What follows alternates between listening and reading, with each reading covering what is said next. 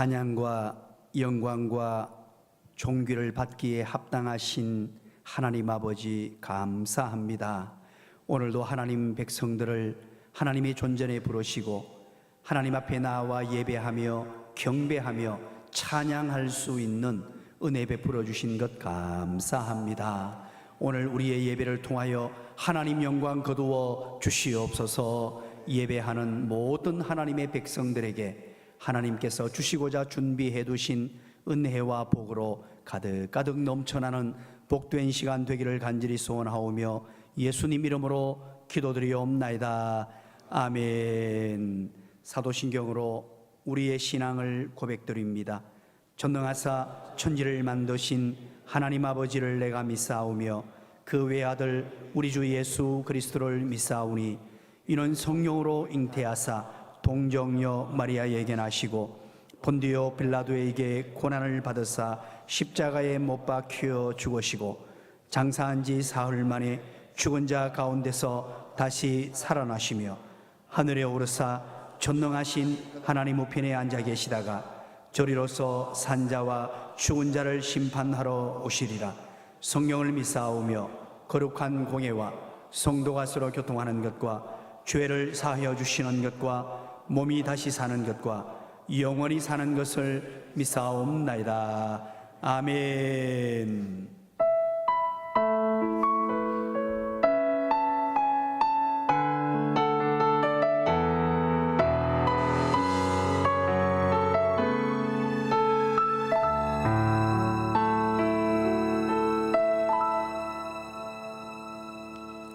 하나님의 부르심에는 후회하심이 없네.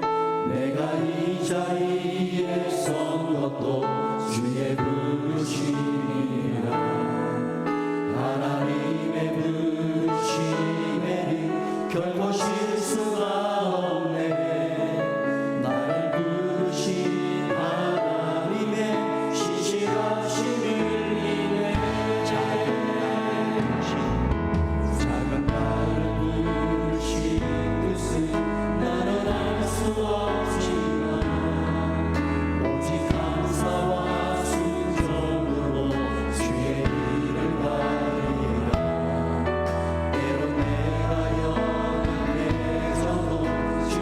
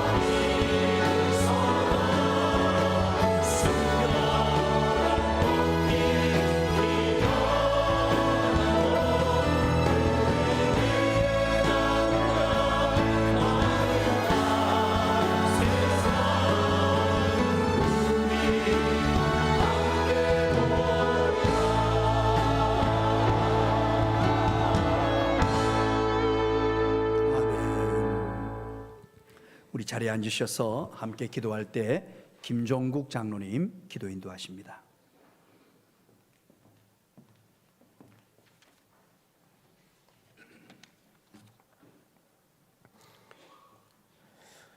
우리의 피난처가 되시는 하나님 아버지, 지난 한 주간에도 모든 성도들을 보호하시고 품어주시는 하나님 아버지께 감사함을 드립니다. 쓴뿌리와 같은 험악한 세상에서 우리가 피할 바위가 되시고 우리의 도움 되시는 하나님 아버지의 능력을 높이 찬양드립니다. 우리가 어렵고 고단하지만 하나님이 우리를 살피시고 지켜주심으로 오늘 이 자리까지 올 수 있었음을 고백합니다. 우리는 비록 연약하지만 주님은 강하셔서 우리를 염려와 고통 속에서 건져주셨기에 주의 거룩하신 이름에 영광을 올려드립니다. 우리를 선택해 주신 사랑의 아버지 하나님, 많고 많은 사람들 중에 우리를 특별히 선택하시고 구원의 은혜를 베풀어 주심을 감사함을 드립니다. 독생자 예수 그리스도를 이 땅에 보내시고 십자가에 죽게 하심으로써 온갖 죄 속에서 방황하던 우리를 건져주시고 새 생명을 주신 하나님 아버지의 사랑에 감사함을 드립니다. 불가능한 상황 속에서도 우리에게 소망을 주시고 인내할 수 있도록 도와주심으로 세상과 죄를 극복해낼 수 있도록 붙들어주신 그 크신 하나님 아버지의 사랑을 기억하며 오늘 또 영과 진리로 주님 앞에 예배드립니다. 이 시간 드리는 우리의 예배를 주님 기뻐 받아 주시옵소서. 우리에게 감사의 제목을 주시는 하나님 아버지, 감사할 수 없는 상황 속에서도 감사할 때 은혜를 베풀어 주시는 하나님 아버지의 사랑을 기억하며 우리가 예배 자리에 나와사오니 우리를 만나 주시고 하늘의 위로를 허락하여 주시옵소서. 오늘이나 영원토록 변화없으신 하나님 아버지를 기억하며 경배하러 나온 모든 성도들에게 성령으로 충만함을 허락하여 주시옵소서. 주님 품 안에서 참 평안과 참 행복을 누리는 은혜의 예배가 되도록 인도하여 주시옵소서. 이 예배 자리가 푸른 조장되게 하시며 쉴만한 물가가 되도록 축복하여 주셔서 우리의 마음의 행복과 만족함이 흘러 넘치도록 축복하여 주시옵소서. 한 생명을 귀하게 여기시는 아버지 하나님, VIP 153 미션이 진행되고 있습니다. 복음을 위해 충성하였던 요한이 밤모섬에서 유배되어 고초를 겪는 가운데 유배지에서 찬란한 영광으로 가득한 예수 그리스도를 만나 큰 위로와 기쁨을 얻은 것처럼 우리의 VIP들이 큰 축복으로 우리를 인도하시는 위로자이신 예수 그리스도를 만나게 하여 주시옵소서. 하나님 아버지, 이 나라와 이 민족과 한국 교회를 위해 기도드립니다. 핵과 미사일의 위기 속에서 분단된 이 나라 이 땅에 평화가 정착되고 막혔던 장벽이 허물어지고 열방으로 뻗어나가 민족의 번영을 이루게 하여 주시옵소서. 오직 하나님의 말씀에 따라 이 나라가 바로 세워지게 하시고 이 땅을 새롭게 하여 주시며 동방의 등불로 이 민족을 주님 사용하여 주시옵소서. 경제적 위기와 분열과 다툼 속에서 정의와 공의가 사라져가는 황무한 이 땅을 주님 고쳐 주시옵소서. 수많은 우상과 거짓 정언과 헛된 인연과 정쟁과 집단 이기주의와 탐욕이 이 땅에서 사라지게 하여 주시옵기를 바라고 원합니다.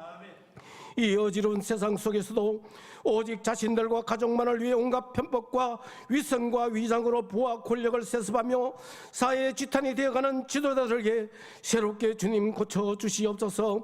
위기의 이 나라를 건져주실 분은 오직 하나님 한 분뿐임을 저희들이 깨달았습니다. 세속화되어가는 한국교회도 초대교회처럼 그리스도를 처음 만난 감격의 눈물과 애절했던 사랑으로 성령이 충만한 초대의 교회로 되돌아가게 하여 주시옵기를 간절히 바라고 간절히 원합니다. 습관적이고 타성화된 형식적인 신앙에서 매일 참된 회개와 각성의 말씀을 삼하며 눈물로 기도하며 교회를 사랑하며 봉사하며 헌신하며 전도하는 모든 성도들이 세워지게 하여 주시옵기를 바라고 원합니다. 열방을 사랑하시는 아버지 하나님, 세상 모든 민족이 구원을 얻는 그날까지 쉬지 않고 일하시는 아버지를 찬양합니다. 지금도 세계 곳곳에서 나가 복음을 전하시는 하나님의 선한 시대를 전가하시는 선교사님들을 주님 붙드시고 인도하여 주시옵소서. 그들의 사역 위에 복을 자하여 주시옵시고 복음의 씨앗이 열방 가운데 뿌려지게 하여 주시옵기를 바라고 원합니다.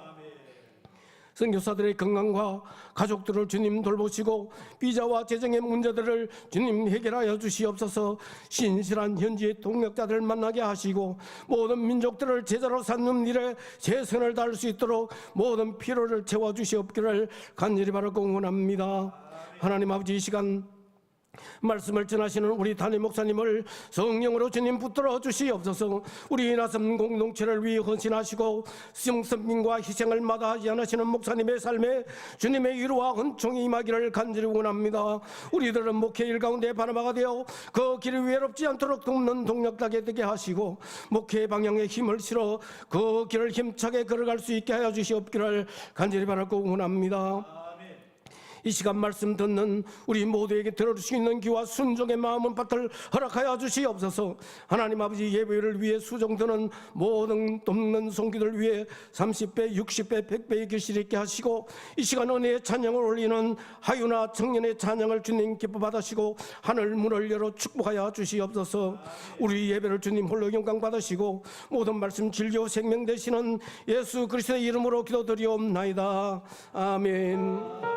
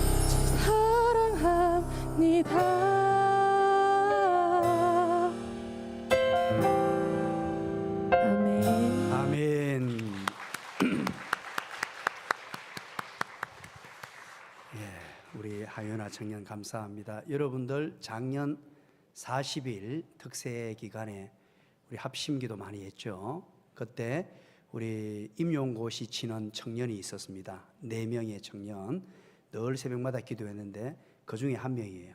임용고시 합격해서 지금 선생님으로 열심히 잘하고 있습니다. 여러분들 기도 덕분으로 이렇게 선생님도 되고 또 찬양도 이렇게 예쁘게 하고 이제 시집만 가면 됩니다. 고맙습니다. 우리 교회 소식 알려드립니다. 주보 14페이지를 참고해 주시기를 바랍니다. 이제 VIP로 삼 미션이 다음 주로 다가왔습니다. 그동안 여러분들이 열심히 기도하며 사랑으로 섬긴 분들을 내일 다음 주에 교회로 초대해 주시면 되겠습니다.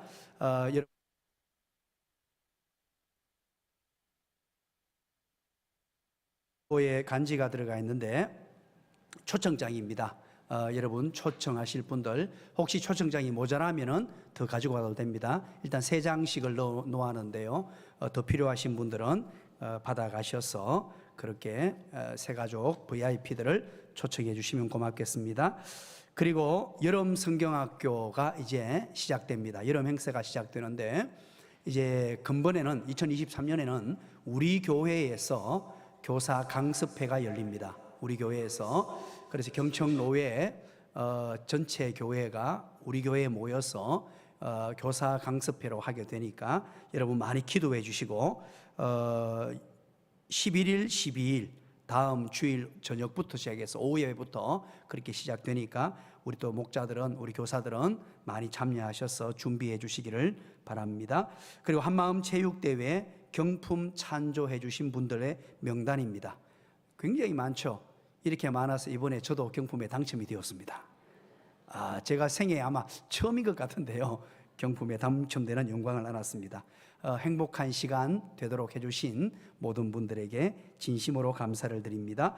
그리고 김경태 집사님 가정에서 우리 딸 결혼식을 축하해 주는 마음으로 오늘 점심 식사를 제공해 주셨습니다. 감사 인사 있으시길 바랍니다. 그리고 병원에 입원한 분들 계십니다. 이진규 우리 성도님의 딸 라온이가 지난 수요일 말씀드린 대로 교통사고로 지금 입원해 있습니다. 기도해 주시길 바라고요. 오수환 성도님, 김수님 집사님 남편 되시는데 뇌출혈로 경북대 병원에 입원 중에 있습니다. 여러분들 위해서 기도해 주시기를 바랍니다. 그리고 체육대회 때 여러분들이 신청한 퇴비 이 커피밥 우리 사업을 하시는데요. 정재웅 우리 집사님이 신청하신 분들은 주차장 벽나무 밑에 그렇게 갖다 놓았다고 합니다. 사무실에 수량을 확인 후에 가지고 가시고 혹시 못 가지고 가신 분들은 다음 주 토요일 날 추가분이 더 들어온다고 합니다. 가져가 주시기 바라고요. 그리고 우리 교회 청년 사업가가 있습니다. 팜포스 우리 대표 우리 손의진 청년입니다. 사업을 아주 신실하게 잘하고 있는데요.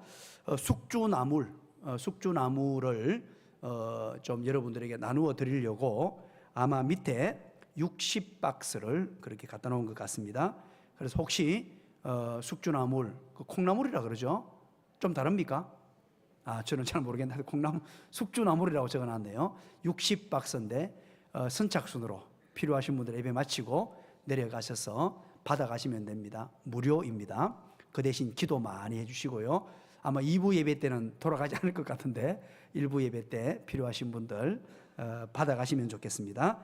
팜포스를 위해서 기도 많이 해주시기를 바랍니다. 우리 함께 기도하겠습니다.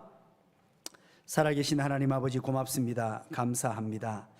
거룩하고 복된 주님의 날 하나님의 백성들이 하나님 앞에 나왔습니다. 주님 주신 은혜가 너무나 크고 놀라워서 하나님께 나올 때 귀한 예물 올려드립니다. 주일헌금드립니다. 감사헌금드립니다. 10회를 구분하여 11조 헌금으로 건축 헌금으로 선교 헌금 이웃사랑 헌금으로 나눔의 헌금으로 하나님 앞에 올려드립니다. 드리는 모든 손길들마다 하늘의 신령한 은혜와 땅의 기름진 복들로 가득가득 부어 주시옵소서. 예수님 이름으로 기도드리옵나이다. 아멘. 하나님의 말씀입니다. 마가복음 3장 13절부터 19절까지 말씀입니다.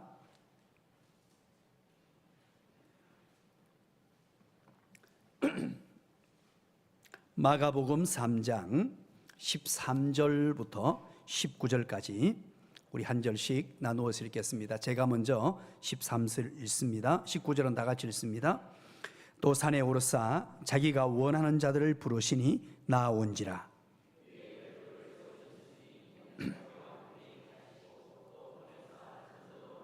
귀신을 내쫓는 권능도 가지게 하려 하심이르라. 또 세베대의 아들 야고보와 야고보의 형제 요한이니 이 둘에게는 보아너게 곧 우레의 아들이란 이름을 더하셨으며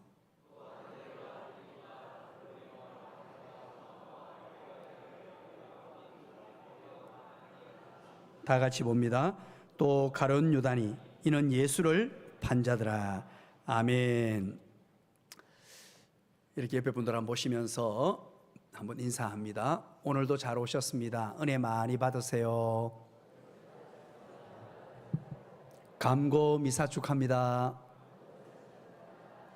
오늘 이렇게 일부 예배 나오신 모든 분들에게 하나님의 은혜와 평강이, 하나님의 놀라운 은총이 가득하시길 주님의 이름으로 간절히 축원드립니다. 영국에 괴짜 바이올린 리스트가 있었습니다. 아주 오래전 이야기입니다.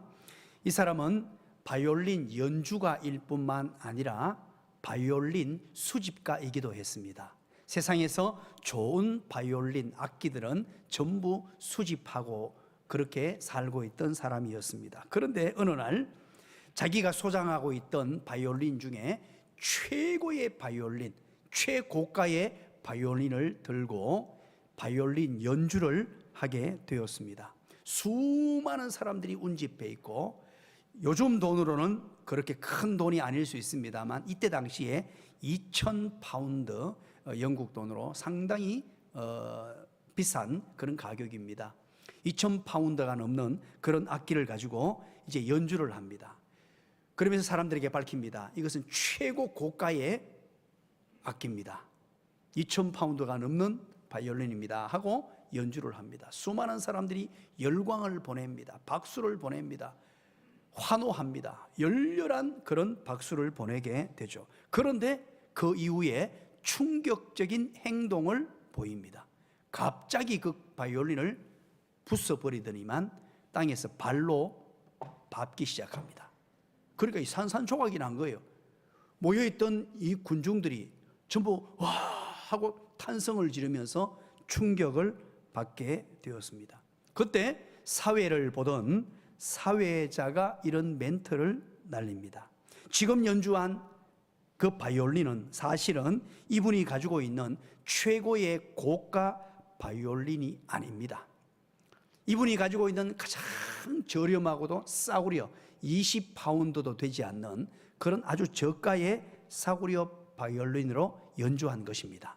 이제부터 최고의 바이올린으로 연주하겠습니다 하고 여러분 그 부서진 바이올린 신경 쓰지 마십시오 하고는 진짜 최고의 바이올린으로 연주를 합니다.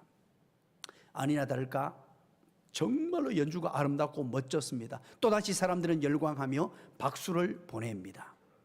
그런데 솔직히 거기에 있던 수많은 군중들은 20파운드도 안 되는 그 연주, 그것과 최고의 고가로 바이올린으로 연주했던 그 연주 별반 차이가 없었어요. 둘 다 최고였다는 거예요. 둘 다 엄청나게 좋았다 하는 것입니다. 그런데 이 연주가가 어떤 메시지를 주고 싶어서 이런 퍼포먼스를 했을까요? 중요한 하나의 메시지를 던지고 싶었습니다. 그것은 위대한 음악은 악기가 좋았어 때문만은 아니다.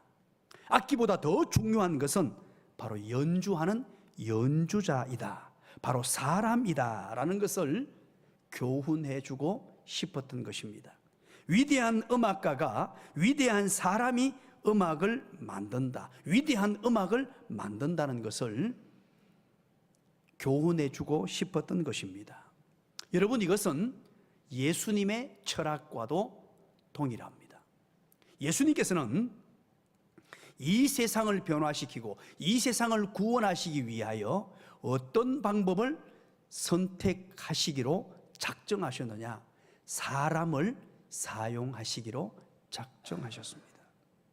그래서 한 사람 한 사람은 너무나 중요합니다. 사람이라는 전략을 사용하셔서 이 세상을 구원하시고 이 세상에 하나님의 나라가 임하도록 그렇게 일하신다는 사실입니다. 예수님께서는 천지를 창조하시고 지금도 역사를 운영하고 계십니다. 만약에 예수님이 인류를 구원하시기 위하여 일시에 이 세상을 하나님의 능력으로, 예수님의 능력으로 구원할 수 있는 분이었어요. 일시에 단 한 번에 모든 세상을 구원할 수 있는 분이었습니다. 그러나 그런 방법을 사용하지 않았습니다. 예수님께서는 사람을 사용하셔서 인류를 구원하시기로 작정하셨습니다. 그래서 사람은 너무나 중요합니다. 사람이라는 이 예수님의 전략은 너무나 중요합니다. 그래서 예수님의 공생애를 시작하시면서 가장 먼저 한 것이 뭐냐? 사람을 선택하는 것이었습니다. 제자를 선택하는 것이었습니다. 그 제자가 바로 12명의 제자였습니다. 12명의 제자를 부르시고 그 제자들을 세우시는 일부터 먼저 하시게 된 것입니다. 그렇다면 여러분, 왜 하필이면 12명일까요? 될 수 있으면 좀 많은 제자들을 선택하면 좋을 텐데 왜 하필이면 12명의 제자를 선택하셔서 하나님의 일을 만들어 가시고 인류 구원을 감당해 가셨을까요? 이스라엘 백성들에게 있어서 이 12이라는 숫자는 대표수 개념을 가지고 있습니다. 구약에 하나님의 지파들, 여러분들이 대답해 주시기 바랍니다. 모두 몇 지파입니까? 12지파입니다. 모든 인류의 대표가 된다는 것이죠. 그리고 신약의 마지막 요한계시록, 그리고 마지막 장 21장에 보면 완성된 천국, 새하늘과 새 땅의 비전을 보여주시면서 그 천국의 문을 12개로 묘사하고 있습니다. 그리고 12개의 보석으로 기초석을 만들어 놓았는데요, 그 12보석마다 12지파 12사도들의 이름을 기록하고 있습니다. 성경에는 그래서 12이라는 12라는 숫자는 대표수이고 완전수의 표현을 우리에게 전달합니다. 그렇다면 여러분, 이 12명은 바로 모든 시대를 대표하는 하나님의 백성들을 뜻합니다. 비록 과거에 살았습니다만 모든 시대를 대표하는 하나님의 백성들의 대표, 혹은 모든 시대를 대표하는 예수 그리스도의 제자 공동체라고 보시면 됩니다. 그래서 우리의 대표 주자라는 뜻이죠. 그렇다면 여러분, 예수님께서는 지금도 제자들을 부르고 계십니다. 대표적인 12제자를 부르셔서 사역하셨던 우리 예수님께서 지금도 동일하게 우리 주님의 사역을 감당할 제자들을 부르고 계십니다. 그렇다면 왜 예수님은 제자들을 부르고 제자들을 세우셨을까요? 오늘 저와 여러분도 예수님의 제자로 부름받은 사람들입니다. 왜 제자를 부르시고 제자를 세우실까요? 오늘 본문 13절을 우리 다 같이 한번 읽어봅니다. 제자를 부르시고 12제자를 세우신 이유가 무엇이냐? 13절 첫 번째 다 같이 한번 읽어봅니다. 시작.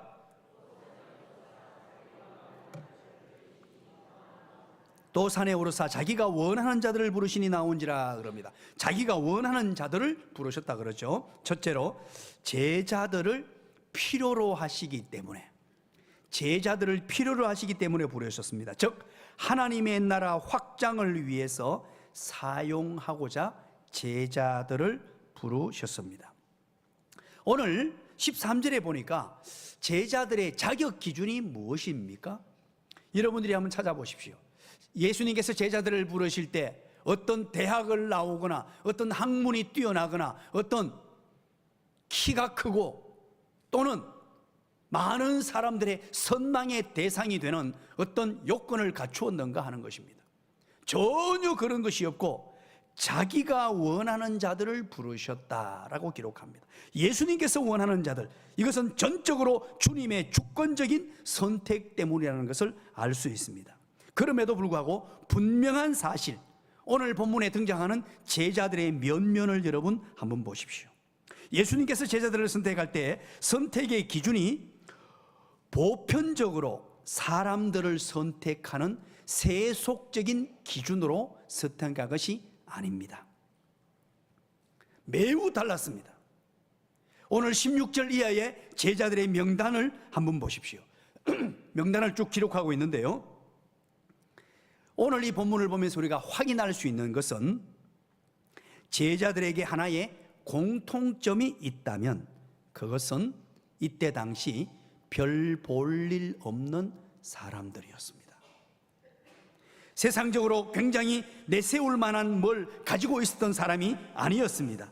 천대받던 그 당시의 사람들, 정말로 지극히 평범했던, 어쩌면 평범하지도 못했던 그런 사람들을 하나님께서는, 우리 주님께서는 선택했다는 것입니다.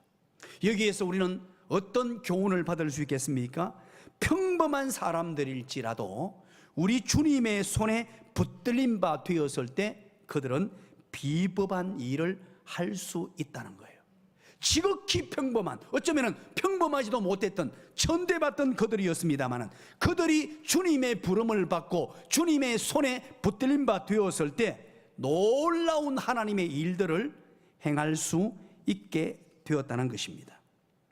오늘 그래서 여러분, 제자들의 이름을 소개하면서 몇몇 제자들에 대해서는요 별명까지도 소개를 하는데 도대체 왜 그렇게 소개하고 있을까요?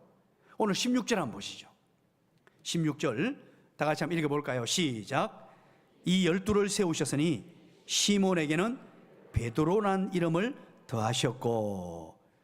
여러분, 원래 베드로 이름이 뭐죠? 본명이 뭐죠? 시몬입니다. 시몬에게 이름을 하나 더 지어주셨어요. 어떤 이름을 지어주셨어요? 베드로. 베드로는 이때부터 별명입니다.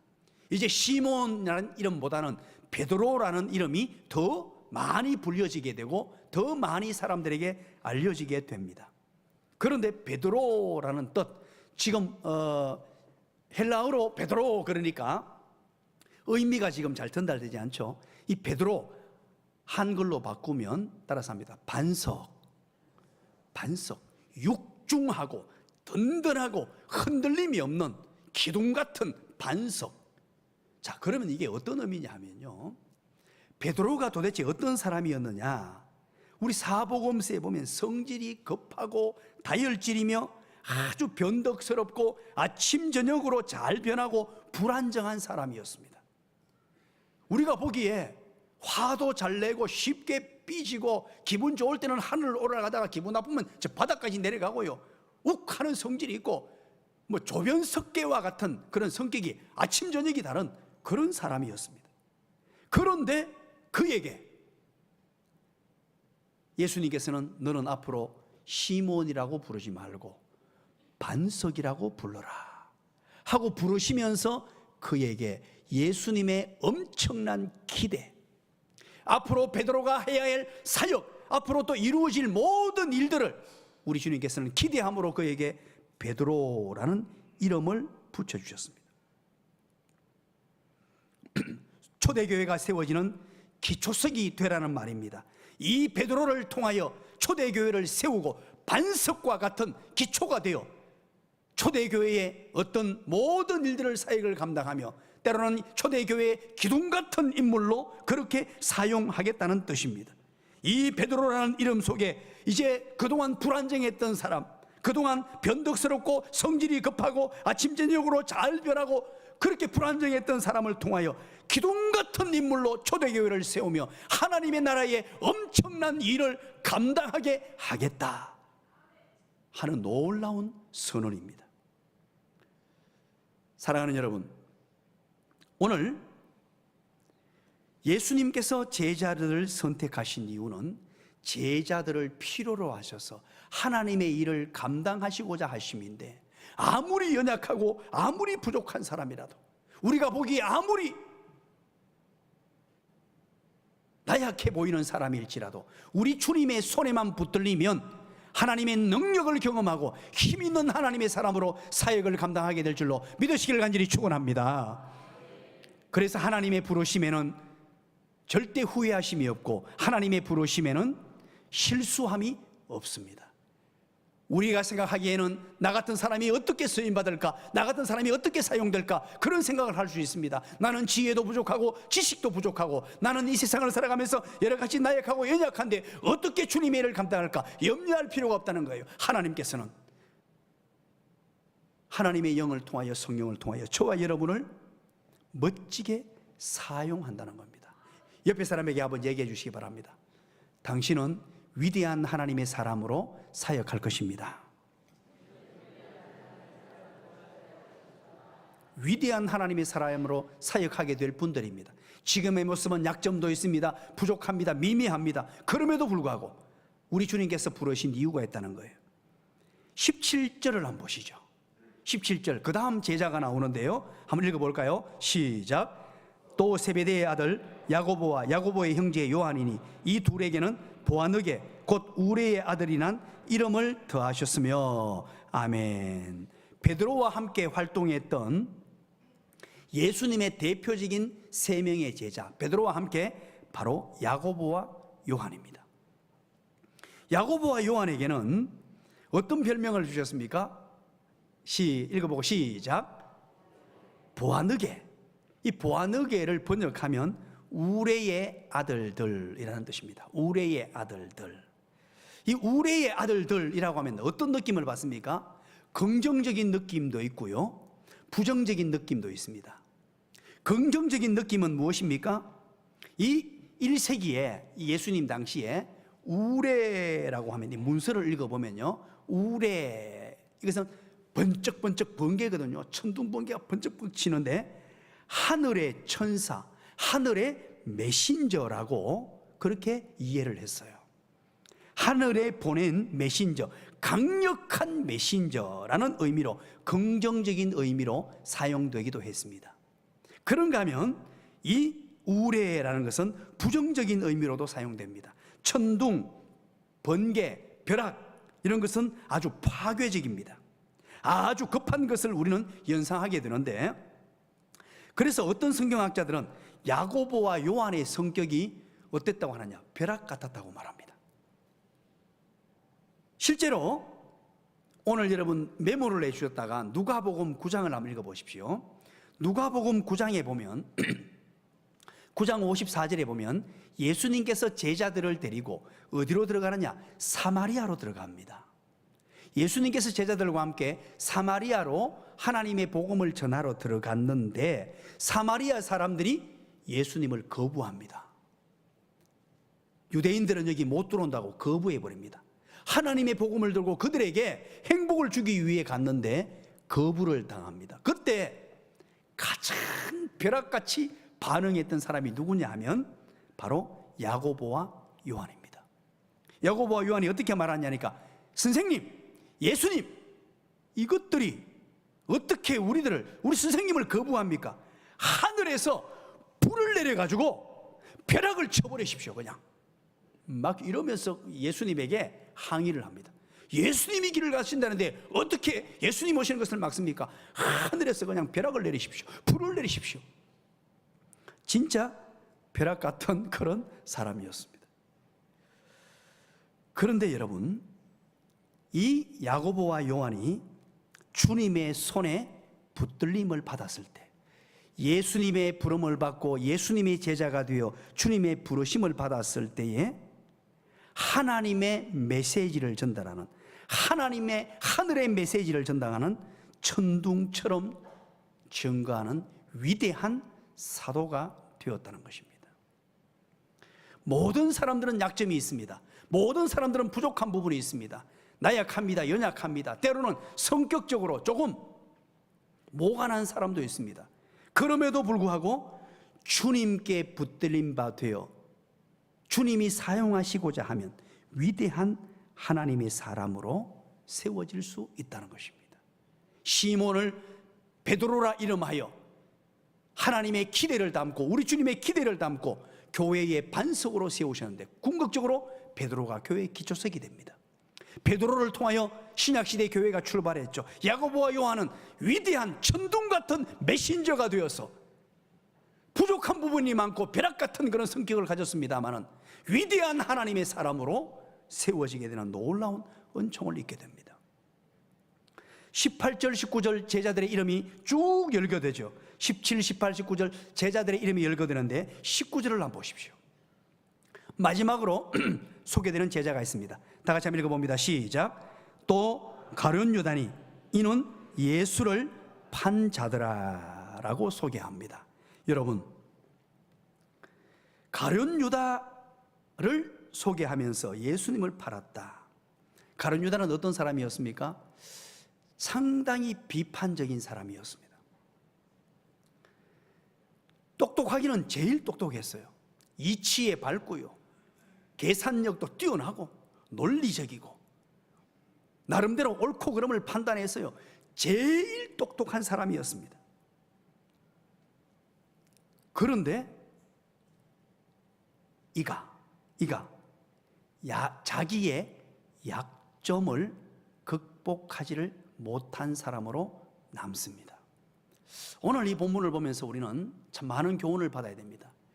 가룟 유다를 소개하면서 이 첫 마가복음 3장인데요, 이 마가복음 시작하는 이 첫 부분에서 예수를 판 자더라. 참 가슴 아픈 얘기입니다. 예수를 판 자더라. 약점을 극복하지 못하고 예수님의 12제자 가운데에서도 이렇게 실패했던 사람이 있다는 것입니다. 그렇다면 여러분, 베드로와 가룟 유다를 비교해 보십시오. 베드로 또한 실패했습니다. 베드로 또한 예수님을 부인했습니다. 3번씩이나 부인했습니다. 예수님을 부인하고 도망쳤습니다.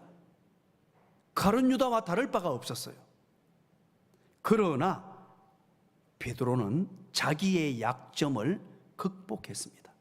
약점을 어떻게 극복했습니까? 우리 주님의 말씀이 떨어질 때, 닭이 3번째 울 때 주님의 말씀을 기억하여 적극적으로 무릎을 꿇고 눈물을 흘리며 베드로도 울고 닭도 울었습니다.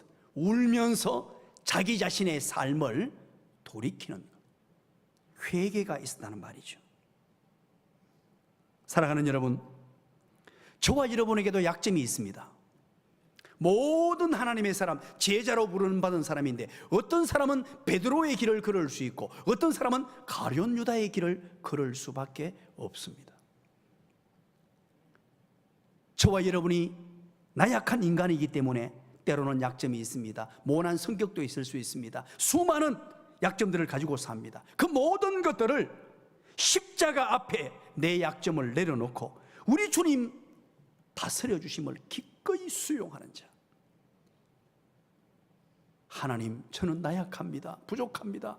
내 실력, 내 능력, 내 똑똑함, 내 경험, 내 철학, 내 이치에 밝은 이 생각으로 하나님의 교회를 섬기고 하나님의 사역을 하는 것이 아니라 모든 것 다 내려놓고, 내가 주장할 수 있는 것도 내려놓고, 내 똑똑함도 내려놓고, 내가 그동안 생각했던 모든 판단 가치 내려놓고 주님이 인도해 주십시오.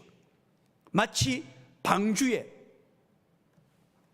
돛대도 없고 키도 없고 방향키도 없고 노도 없듯이 만들어 놓고 하나님이 운행해 주십시오. 하나님이 책임져 주십시오. 이것이 주님의 제자입니다. 내 뜻을 관철시키고 내 생각을 가지고 하나님의 일을 감당하려고 하면은 뭔가 똑똑한 것 같고 뭔가 일을 해내는 것 같고 자기 주장을 펼치고 내 생각을 펼치고 뭔가 잘할 것 같은데 결국은 분열을 만들고 결국은 하나됨을 해치게 되고 하나님의 일을 감당할 수 없게 된다는 것입니다. 내가 가진 약점, 내가 가진 허물, 그럼에도 불구하고 우리는 주님 앞에 모든 건 내어놓고 주님의 십자가 앞에 우리는 무릎을 꿇고 주님 나를 사용해 주십시오. 월트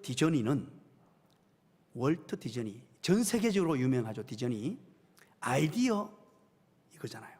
그런데 참 재미있는 것은 월트 디즈니는 신문사 편집장으로 있으면서 해고를 당합니다. 해고당한 이유가 뭐냐? 아이디어 부족이었습니다. 그런데 그가 전 세계 최고 아이디어맨으로 그의 생을 살죠. 토마스 에디슨은 선생님이 전능아라고 얘기한 사람이었습니다. 약점도 이런 약점을 뛰어넘어 정말로 선생님으로부터 인생을 살 가치가 없는 존재로 낙인 찍힌 사람이었습니다. 그럼에도 불구하고 그는 위대한 과학자로 삶을 삽니다. 알버트 아인슈타인은 5살까지 말을 하지 못했습니다. 또한 8살이 될 때까지 글을 읽지 못하였습니다. 그래서 선생님께서 뭐라고 말씀하셨느냐? 정신 발달이 늦고 남들과 잘 어울리지 못하고 몽상 속에서 언제나 헤맨다라고 선생님으로부터 악평을 받았던 사람입니다. 헨리 포드, 자동차 왕입니다. 자동차 왕이 되기까지 5번의 실패와 파산, 쫄딱 망하는 것을 경험했던 사람입니다. 저와 여러분이 잘 아는 야구의 베이브 루스, 야구 왕입니다. 지금까지 베이브 루스를 모르는 사람은 야구를 전혀 모르는 사람이에요.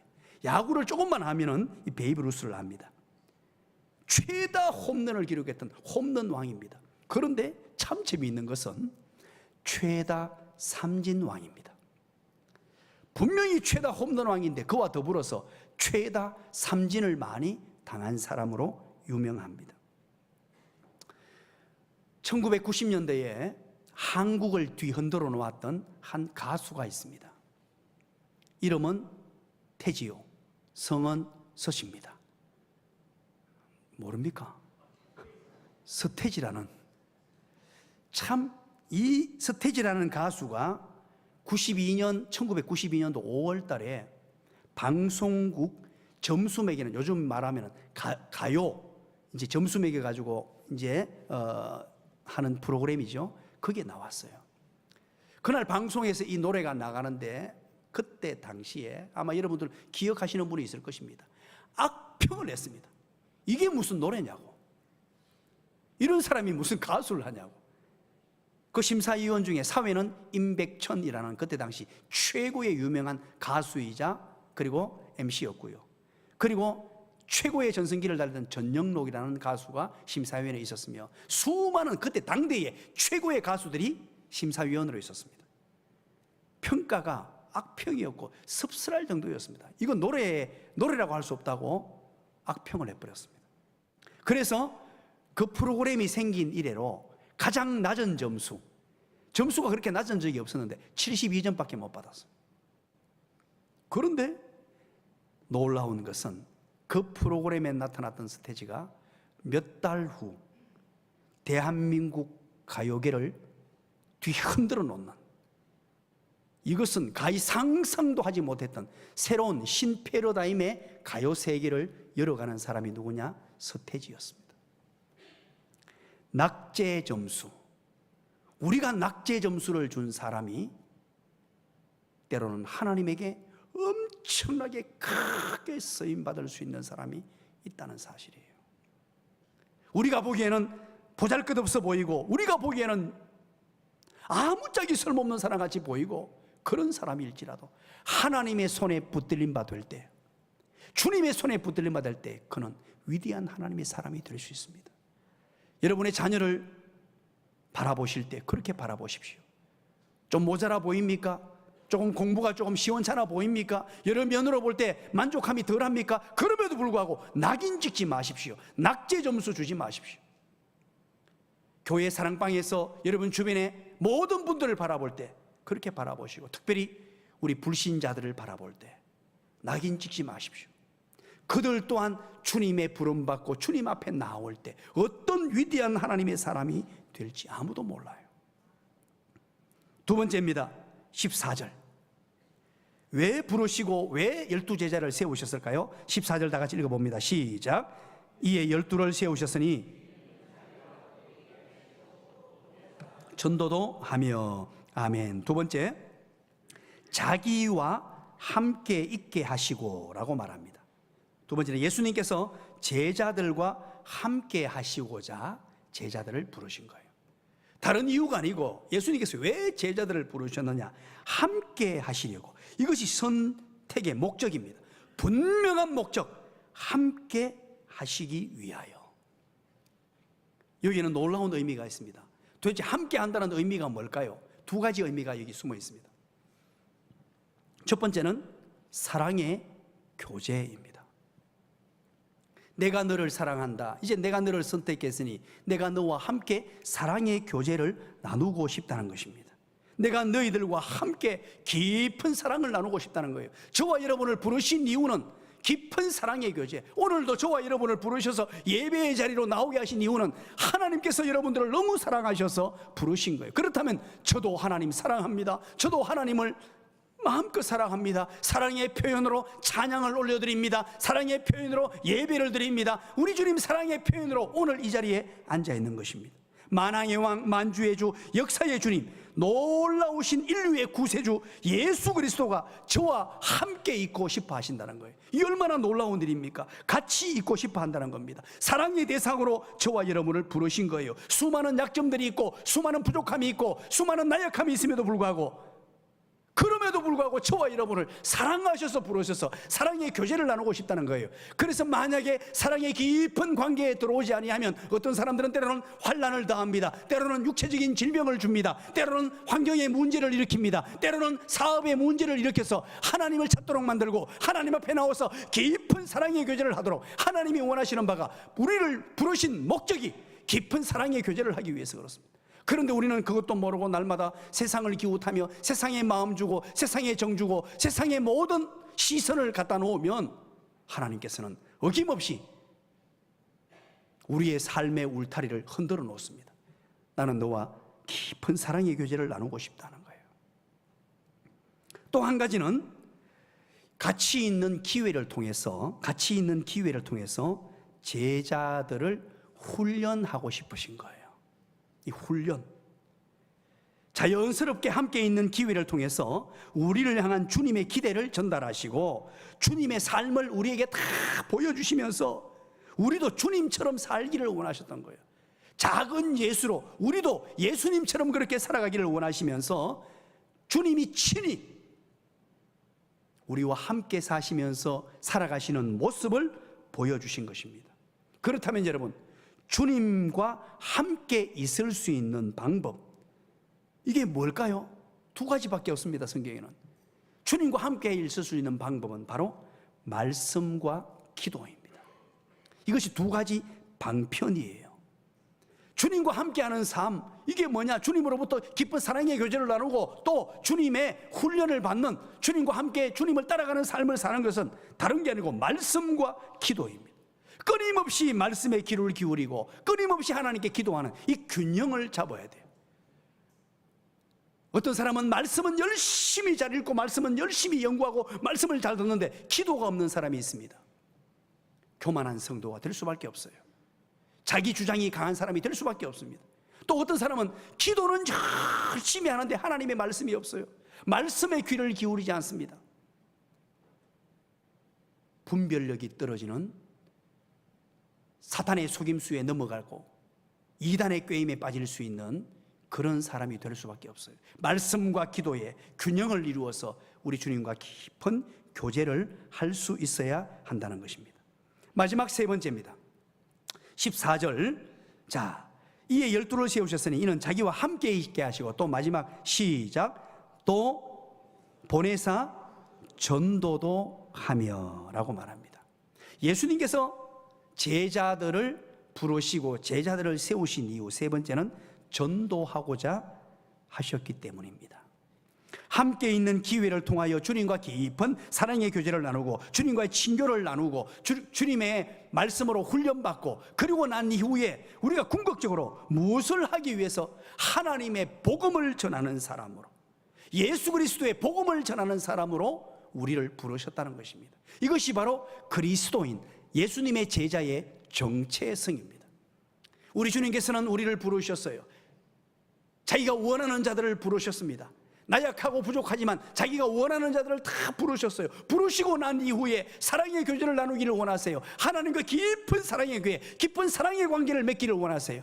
끊임없이 사랑하는 관계를 만들고, 그래서 사랑의 관계를 통하여 훈련받고 예수님의 제자가 되고 예수님을 본받는 자가 되고 작은 예수가 되어 궁극적으로 복음을 전하는 사람 세우시기를 원하셔서 12 제자를 부르신 거예요. 자, 그러면서 보십시오. 전도도 하는데 전도할 때 그냥 내버려 두시는 게 아니고 수많은 영혼들을 구원해내는데 어떤 능력을 주시느냐. 15절을 우리 다 같이 한번 읽어봅니다. 15절 시작. 귀신을 내쫓는 권능도 가지게 하려 하심이르라. 아멘. 전도하고자 하는 이에게 전도하는 능력을, 전도할 수 있는 환경을, 전도할 수 있는 권능을 다 허락하시겠다는 약속의 말씀입니다. 힘 있는 그리스도인으로, 능력받는 그리스도인으로 살아가는 삶의 비결이 무엇인 줄 아십니까? 그건 바로 전도하는 사람이에요. 우리가 왜 힘없는 그리스도인으로 삽니까? 늘 교권주의자가 되어가지고 교회에서도 자꾸만 교권주의자가 돼가지고 신앙의 연조가 높아지면 직분을 탐내고 직분의 위치에 올라가지고 남을 지시하고 지배하고 뭔가 이 교회의 자리를 대단한 어떤 명예로 알고 힘으로 알고 왜 그렇게 자꾸 바뀝니까? 그러면서 왜 하나님의 능력, 권능을 경험하지 못합니까? 복음 전하지 않기 때문이에요. 예수 복음을 전할 때 여러분 놀라운 일이 발생합니다. 주님 주신 은혜와 복을 누릴 뿐만 아니고 우리 주님과 깊은 교제를 통하여 사랑을 경험하고 예수 복음을 전할 때 자유함을 누리고 불평불만이 사라지고 은혜의 훈훈한 바람이 불어닥치고 그리고 하나님이 베풀어 주시는 귀신을 내쫓는 권능과 능력, 우리가 상상하지도 못했던 놀라운 능력을 경험하며 살게 된다는 것입니다. 저는 확신합니다. 지금 답답한 이 세상, 암울한 이 세상, 사람들은 모두가 힘들다, 어렵다고 얘기합니다. 이 세상을 변화시키는 유일한 방법이 있다면 그것은 바로 복음입니다. 믿으시기 바랍니다. 복음 전도예요. 이 세상을 살려내고 이 나라 이 민족을 살려내고 이 나라 이 민족이 미래가 있게 만드는 것은 다른 것이 아니라 오직 복음입니다. 우리가 VIP로 산 미션으로 지금까지 열심히 달려왔습니다. 이제 다음 주 VIP로 삼 미션 D-Day입니다. 우리를 부르신 목적을 살폈습니다. 우리 예수님께서는 자기가 원하는 자들, 우리 주님께서 원하는 자들을 부르셨어요. 그 원하는 분들이 여러분들이에요. 저예요. 원하는 자들을 부르셔서 함께 있고 싶어 하십니다. 사랑의 교제를 나누고 싶어 해요. 깊은 사랑의 교제. 하나님이 저와 여러분을 사랑하시고 저와 여러분이 하나님을 너무너무 사랑하고 그러면서 사랑의 교제를 나누면서 주님의 뜻을 알고 주님의 마음을 알고 주님을 닮아가는 사람이 되어 궁극적으로 주님의 복음을 전하는 자. 이것이 우리의 창조 목적이요, 부르심받은 목적이요, 이렇게 살 때 가장 행복한 삶을 영위하게 되고 가장 기쁜 삶이 되고 우리 주님의 창조 목적대로, 우리 주님께서 부르신 목적대로 살아가는 삶이 되는 것입니다. 이제 다음 주가 VIP로 삼 미션 D-Day 날입니다. 옆에 사람에게 미소를 머금고, 혹시 인상 쓰고 말하면 호해봤습니다. 활짝 웃으면서 다음 주에 VIP 꼭 모시고 올 거죠? 시작. 자, 대답해 주시기 바랍니다. 대답해 주세요. 시작. 어떤 분들은 옆에 사람에게 얘기 안 하고 저보고 웃으면서 미소만 던지는 분이 계시네요. 네, 다음 주에 우리 주님 교회를 세우신 목적도, 저와 여러분을 부르신 목적도 궁극적으로는 하나님의 복음을 전하기 위해서입니다. 기도하겠습니다. 하나님 아버지 고맙습니다. 감사합니다. 거룩하고 복된 주님의 날 하나님의 백성들이 나와왔습니다. 하나님께 예배합니다. 경배합니다. 또한 귀한 시간을 통하여 하나님의 말씀을 우리가 함께 살폈습니다. 12 제자를 부르신 이유, 우리를 부르신 이유는 다른 것이 아니라 궁극적으로 하나님의 복음을 증거하기 위해서라고 말씀해 주셨는데, 복음 전하는 일에 최선을 다하게 하시고 영혼 구원하는 일에 혼신의 힘을 다하는 하나님의 사람들 되게 하여 주시옵소서. 예수님 이름으로 기도드리옵나이다. 아멘.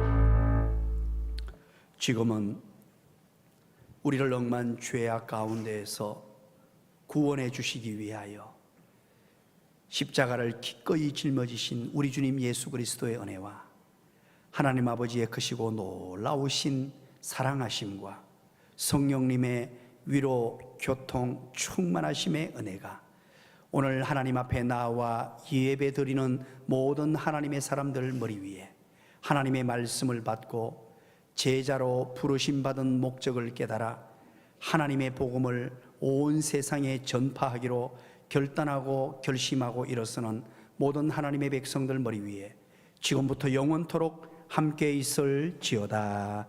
아멘.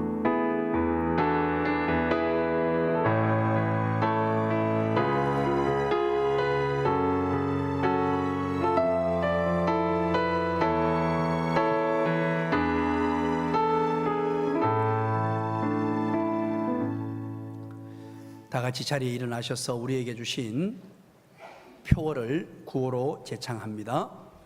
구호 준비! 할렐루야! 도명령 준행하는